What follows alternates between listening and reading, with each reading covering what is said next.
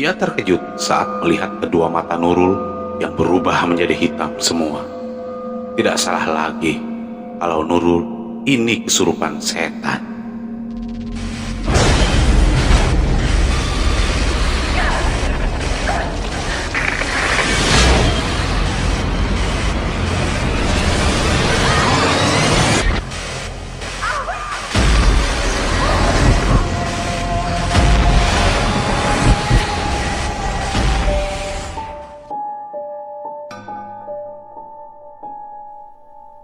Bismillahirrahmanirrahim.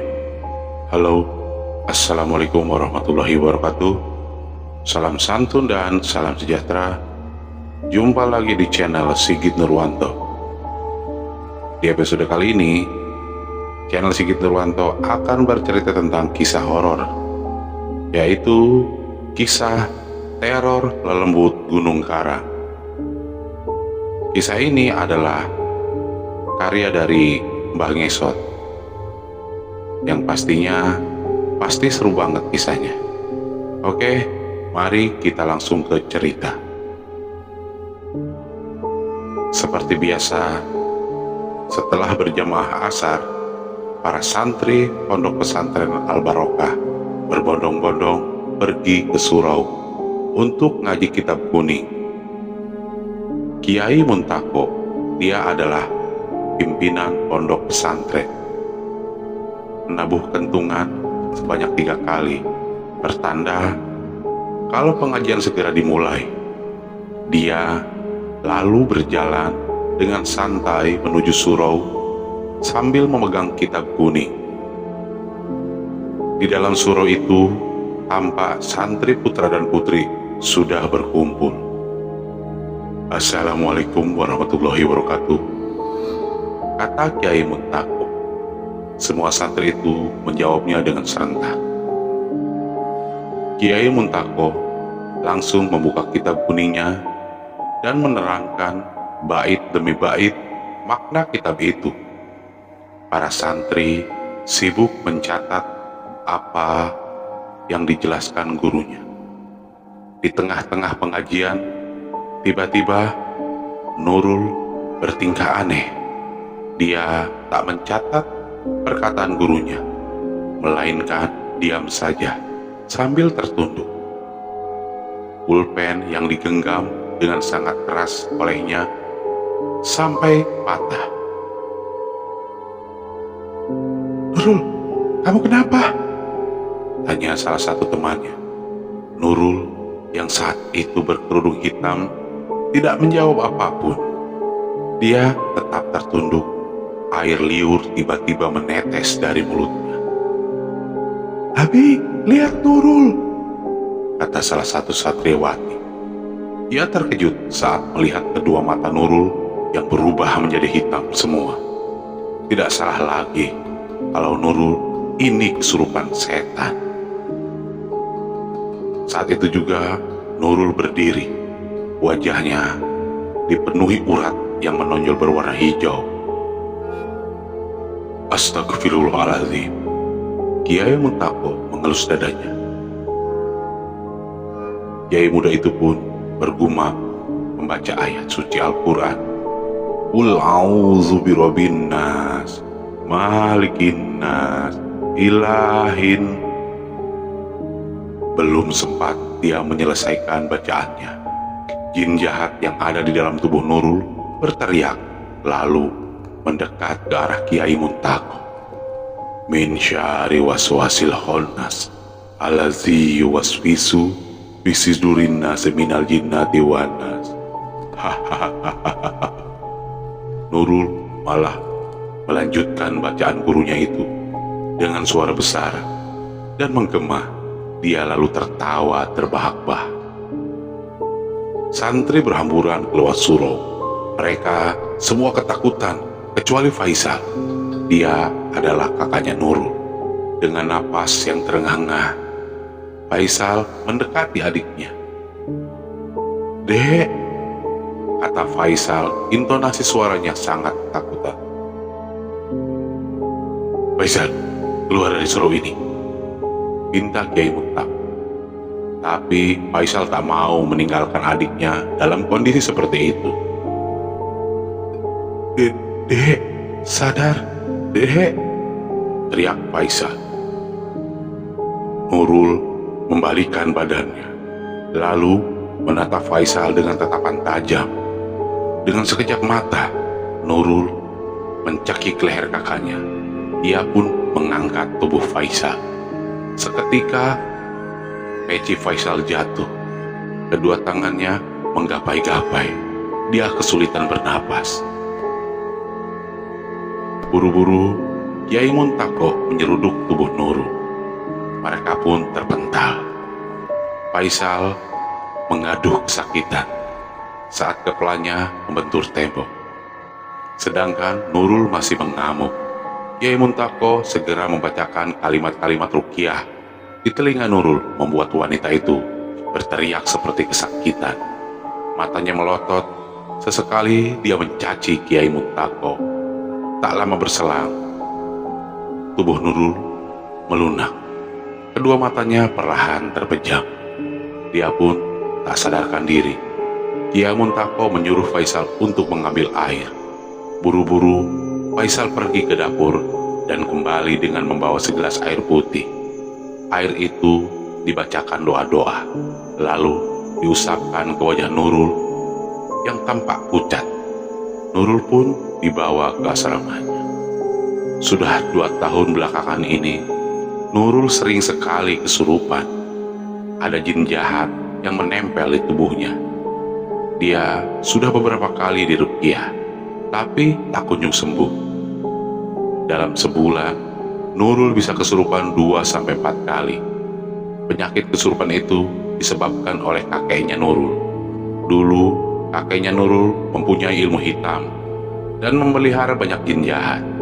Sekarang, salah satu jin yang pernah dipelihara kakeknya itu malah menempel di tubuh Nurul.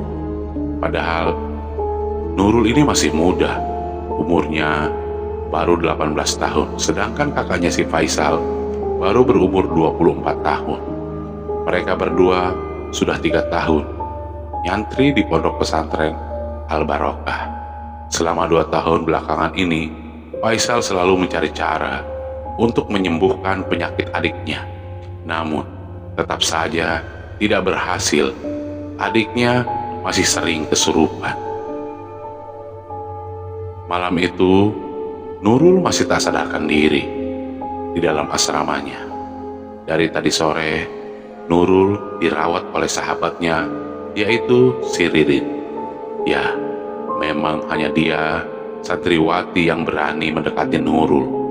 Sedangkan yang lain takut karena Nurul sering kesurupan. Bahkan ada beberapa santriwati yang pindah pesantren gara-gara takut sama si Nurul.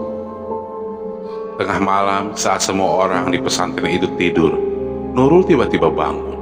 Cara bangunnya tidak wajar. Dia duduk begitu saja tanpa dibantu kedua tangannya. Nurul seperti dikendalikan makhluk gaib. Tatapannya kosong. Wajahnya pucat sekali. Dia masih mengenakan kerudung warna hitam kesukaannya. Nurul menoleh ke arah Ririn yang sedang tidur pulas. "Rin," panggil Nurul. Ririn pun bangun. Ia mengucap kedua matanya, lalu menoleh ke Nurul. "Kamu sudah sadar?" tanya Ririn. Nurul mengangguk. "Rin, anterin aku yuk," pinta Nurul. "Kemana?" Ririn bangun. Kini ia dalam posisi duduk. "Ke belakang asrama, nyari kalungku. Kalungku hilang, Rin. Pasti jatuh saat wudhu. Itu kalung pemberian ibuku," kata Nurul. "Ya sudah, ayo kita cari." Ririn membuka lemarinya. Dia meraih senter dan mengenakan kerudung.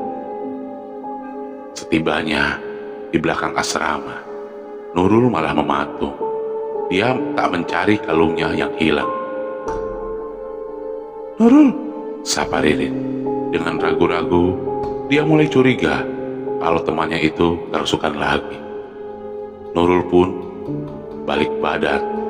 Tampak wajah yang menakutkan, sama seperti saat kesurupan tadi sore. Ririn menjerit ketakutan, dan dalam sekejap mata, Nurul menjenggut rambutnya itu, lalu menariknya ke atas pohon mahoni. Wanita itu merayap seperti binatang. Dia benar-benar sudah dirasuki jin jahat. Ririn berteriak sekuat tenaga sambil menangis. Dia menggantung di atas pohon itu. Sementara Nurul mengerang-erang seperti binatang buas. Tangan kanannya menjinjing rambut Ririn. Kiai Muntako beserta para santrinya berhamburan ke belakang asrama. Semua orang yang ada di sana panik melihat Ririn menggantung di dahan pohon mahoni. Kiai Muntako membaca kalimat-kalimat ruqyah sambil mengacungkan telunjuknya ke arah Nurul. Saat itu juga Nurul mulai terlihat kesakitan. 5 orang santri muncul dengan menggotong sebuah spring bed besar untuk menahan tubuh Ririn. Nurul menjatuhkan Ririn dan untung saja wanita itu jatuh tepat di atas spring bed. Sementara Nurul masih bertengger di atas dahan pohon mahoni. Kalimat-kalimat ruqyah terus dilantunkan oleh Kiai Muntako. Nurul pun terjungkal ke belakang. Dia juga jatuh tepat di atas spring bed, sehingga tidak ada luka sedikit pun. Faisal memeriksa keadaan adiknya itu. Dia menangis karena tak tega melihat adiknya yang sering sekali kesurupan. 1 minggu kemudian, sudah 5 kali Faisal bermimpi tentang sumur 7 yang berada di puncak Gunung Karang. Dalam mimpinya itu, Faisal didatangi kakeknya sendiri. Kakeknya Faisal memberitahu kalau yang menempel di dalam tubuh Nurul itu adalah lembut Gunung Karang. Satu-satunya cara agar Nurul bisa sembuh adalah mandi di sumur 7. Sumur itu terletak di puncak Gunung Karang. Faisal dan Nurul harus mendaki gunung itu. Faisal yakin mimpi itu merupakan sebuah petunjuk. Dia harus membawa adiknya ke sumur 7 itu. Itu bukan hal yang sulit. Lagi pula, lokasi Gunung Karang dekat dengan pondok pesantrennya.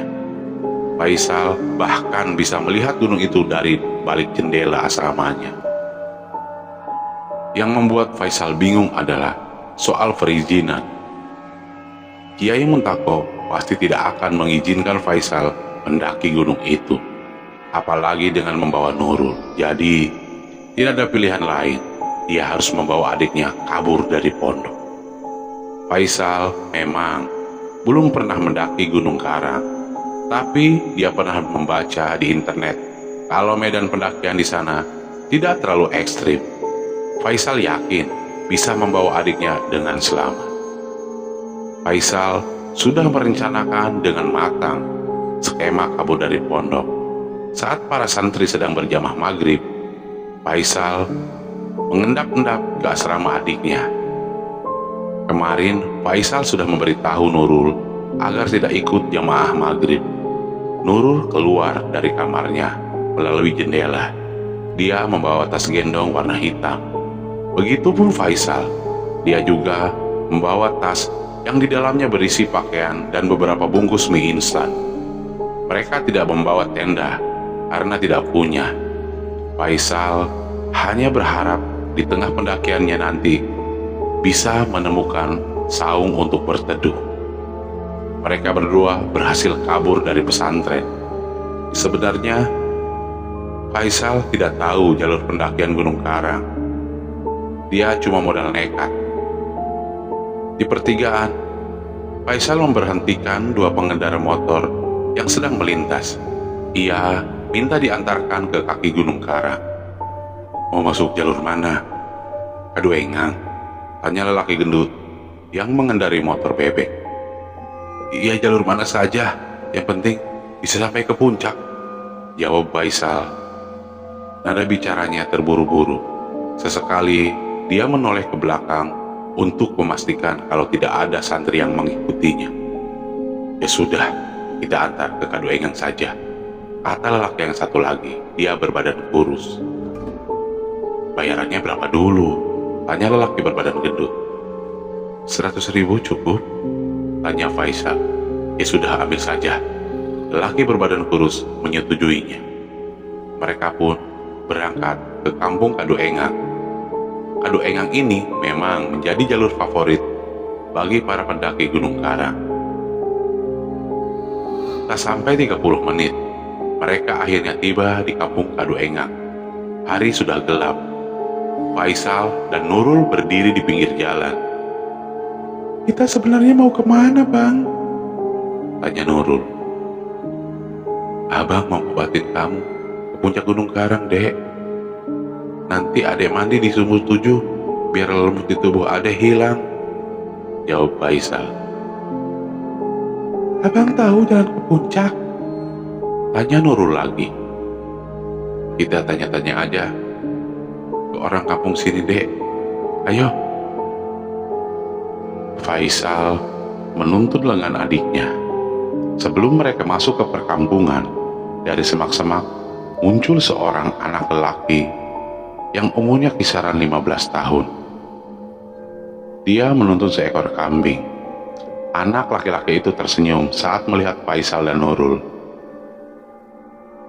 Kalian dari mana? Tanya anak itu. Dari pesantren. Kami mau mendaki Gunung Karang, jawab Faisal. Malam-malam gini? Tanya anak itu. Iya, kamu tahu jalur pendakian di sebelah mana? Faisal kembali bertanya. Anak itu menunjuk ke arah barat. Di sana. Untuk sampai ke puncak, kalian harus melewati 3 pos. Faisal menelan ludahnya sendiri. Dia sadar, pendaki tanpa pemandu pasti nyasar. Begini, aku punya uang 300.000. Kalau kamu mau nganterin kami ke puncak, kami akan kasih kamu upah 300.000. Bagaimana? Tawaran Faisal. Wah, serius? Anak itu malah senang. Faisal mengeluarkan uangnya. Ini, kau pegang uangnya. Dia menyerahkan uang itu. Oke, aku mau. Kenalkan dulu. Aku Acong. Aku asli orang sini. Aku Faisal, dan ini adikku Nurul, ucap Faisal tanpa tersenyum. Kalian bawa tenda? Tanya Acong. Faisal dan Nurul menggelengkan kepala. Gak apa-apa, ayo ikut aku. Kita ambil tenda dulu di rumah, ujar Acong. Acong ini memang sering mengantarkan para pendaki ke puncak. Saking seringnya, dia bahkan pernah dikasih tenda bekas oleh seorang pendaki dari Jakarta. Memang tenda itu sudah jelek, tapi masih layak dipakai. Setelah mengambil tenda di rumah Acong, mereka pun memulai pendakian.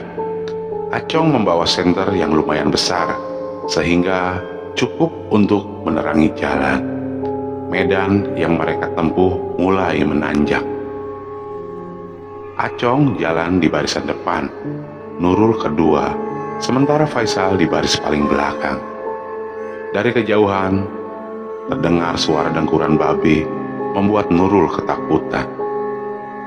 Suara apa itu, Bang? Tanya Nurul sambil menoleh ke belakang.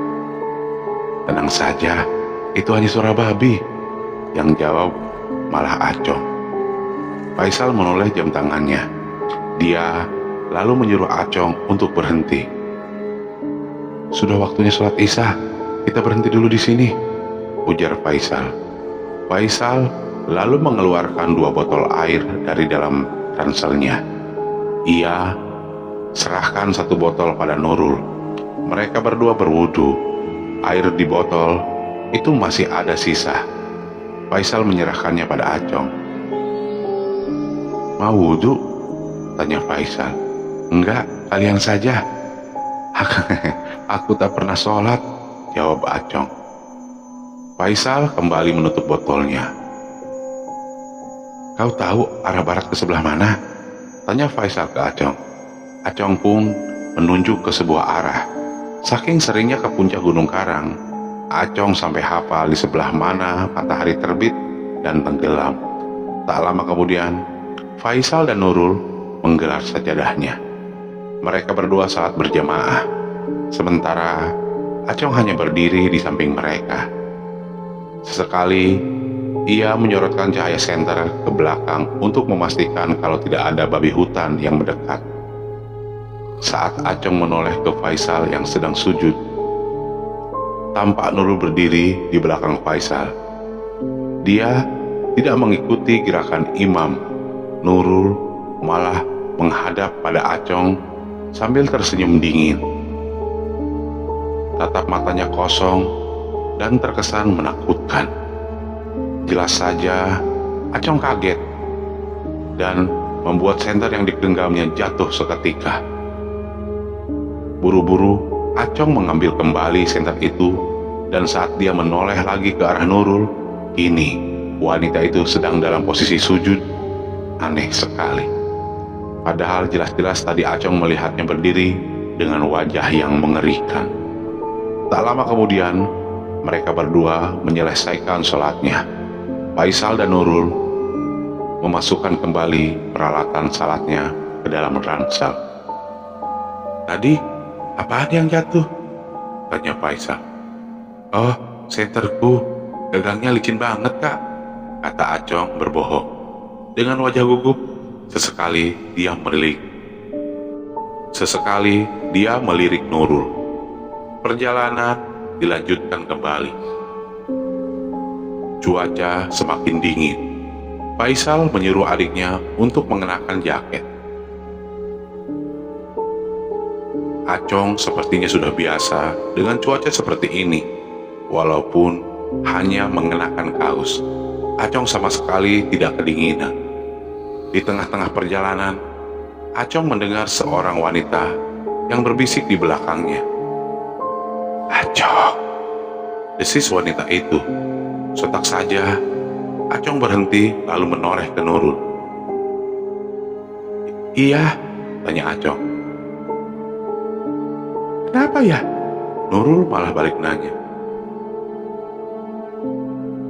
"Tadi ada yang manggil namaku," kata Acong. "Salah dengar kali. Ayo lanjut saja," sahut Faisal dari belakang. Medan semakin curam. Acong mengeluarkan sebuah tali berwarna putih dari dalam tasnya. "Kalian pegang ini," berita Acong. "Buat apa?" tanya Nurul.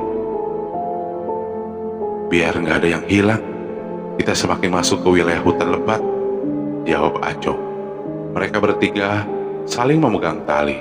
Tak lama kemudian, Faisal meminta berhenti. "Aku sakit perut nih. Boleh buang air besar nggak, Cong?" tanya Faisal sambil meringis memegangi perutnya. "Ya sudah sana, ke semak-semak aja, Kak," kata Acong. Faisal pun lari ke semak-semak dengan membawa botol air minum. Tinggallah Acong dan Nurul. Mereka berdua sama-sama diam. Sebenarnya Acong masih takut dengan apa yang dilihatnya barusan. Wajah Nurul begitu datar dan menakutkan. 20 menit berlalu, tapi Faisal tak kunjung muncul. Acong benar-benar heran. Kenapa buang air besar lama sekali? Karena bosan menunggu, Acong menghampiri ke semak-semak tempat Faisal buang air besar. Namun, Faisal tidak ada di sana. Acong panik. Dia lalu menggerakkan cahaya senternya ke sembarang arah sambil berteriak memanggil Faisal. Tanpa disengaja, cahaya senternya menyinari 3 sosok manusia yang sedang berjalan ke timur. Tak salah lagi, itu adalah Faisal. Sedangkan 2 orang lainnya adalah sosok yang menyerupai Acong dan Nurul. Sambil berteriak buru-buru, Acong lari mengejar Faisal. "Kak Faisal! Kak Faisal!" teriak Acong sangat kencang hingga membuat Faisal menoleh kepadanya. Dari kejauhan, Faisal tampak bingung sebab dia melihat 2 sosok Acong sekaligus. "Kak Faisal kembali, jangan terpengaruh oleh lembut gunung ini." Acong semakin mendekat. Dia mengambil batu sebesar genggaman tangan. "Lihat ini," kata Acong sambil melemparkan batu itu ke arah sosok lelembut. Batu itu pun menembus tubuh mereka seperti menembus kabut. Kedua sosok yang menyerupai Acong dan Nurul kemudian masuk ke dalam kegelapan. Mereka menghilang begitu saja, sedangkan Faisal masih terheran-heran dengan apa yang dilihatnya barusan. Hampir saja dia dibawa oleh lelembut gunung karang. Mungkin karena Faisal buang air besar sembarangan di gunung, jadinya jin gunung itu marah. Untung saja Acong segera datang dan menyadarkan Faisal. Setelah itu Acong menuntun Faisal untuk pergi dari sana. "Ada apa, Bang?" tanya Nurul. Dia juga panik karena barusan mendengar si Acong berteriak memanggil nama Faisal. "Gak apa-apa, Dek. Ayo kita pergi dari sini," jawab Faisal dengan ekspresi wajahnya yang tampak panik. Malam semakin larut. Mereka akhirnya tiba di pos 1. Di sana ada sebuah gubuk kecil yang ukurannya hanya untuk 2 orang saja. "Punten," Acong mengetuk pintu gubuk. Di dalam gubuk ada seorang lelaki tua yang sedang duduk sila. Lelaki itu mengenakan baju dan celana panjang warna hitam. "Mangga," jawab lelaki tua sambil menoleh pada Acong. Suaranya terdengar serak dan berat. "Bah, kalau boleh kami ingin numpang menginap di area sini," kata Acong dengan sangat sopan. "Silakan saja, asal jangan berisik," ujar kakek tua dari dalam gubuknya. Acong berterima kasih pada lelaki tua itu. Dia lalu mendirikan sebuah tenda tepat di dekat gubuk si lelaki tua. "Tadi itu siapa?" tanya Faisal. "Dia Abah Munjid, juru kunci gunung ini. Dia orang sakti yang bisa berbicara dengan makhluk gaib," jawab Acong. Faisal mengangguk-angguk. Belum sempat Acong mendirikan tenda, tiba-tiba Abah Munjid keluar dari dalam gubuknya. Ekspresi wajahnya tampak panik. Napas Abah Munjid terengah-engah, seperti habis dikejar-kejar setan. Dia juga menatap Nurul dengan tatapan tajam. "Pergi kalian semua dari sini." Entah apa yang terjadi, Abah Munjid malah mengusir mereka. "Ada apa, Bah?" tanya Acong. "Wanita itu terkutuk," tunjuk Abah Munjid kepada Nurul. Faisal tidak terima adiknya dikatakan terkutuk. Dia pun langsung menarik lengan Nurul dan pergi dari sana tanpa mempedulikan Abah Munjid. Buru-buru Acong mengejar mereka. "Kita nyari tempat kemah yang lain saja," kata Faisal dengan nada kesal. Mereka menjauh dari pos 1 untuk mencari tempat berkemah. Tak lama kemudian, Acong berhasil menemukan lokasi yang permukaan tanahnya datar. Dia pun mendirikan tenda di sana. Faisal dengan cekatan membantu Acong. Tak sampai 20 menit, tenda itu pun jadi. Acong tidur di samping kanan Faisal, sedangkan Nurul tidur di samping kirinya Faisal. Sekitar jam 1 dini hari, Acong terbangun karena mendengar suara seseorang di luar tenda. Suara itu terkesan seperti suara seseorang sedang salat. "Allah!" Itu suara Nurul yang terdengar begitu lirih. Dan di dalam tenda, Acong melihat dengan jelas bayangan seorang wanita yang sedang salat di luar. Dia menoleh ke samping kiri Faisal. Tak ada Nurul di sana. Yang sedang salat di luar itu pastilah si Nurul. Lantaran saking ngantuknya, Acong lantas tidur kembali. Namun, sebelum terlelap, Acong mendengar suara Nurul berubah menjadi seperti suara lelaki tua yang begitu menggema. "Allahu Akbar." Suara itu terdengar lirih dan berat. Acong bangkit. Ini dia dalam posisi duduk. Diperhatikannya, bayangan wanita yang mengenakan mukena itu sedang dalam posisi ruku. Karena penasaran, pelan-pelan Acong merayap mendekati pintu tenda. Dia membuka sedikit kait tenda. Tapi anehnya, sosok wanita yang sedang sholat tadi malah menghilang entah kemana. "Cari saya!" Entah dari mana datangnya Nurul tiba-tiba duduk di dalam tenda. Dia masih memakai mukena. Wajahnya sangat pucat, kedua bola matanya hitam semua. Melihat wajah Nurul yang menakutkan, seketika saja Acong kencing di celana. Dia ingin teriak, tapi tidak bisa. Suaranya seakan tercekat di tenggorokan.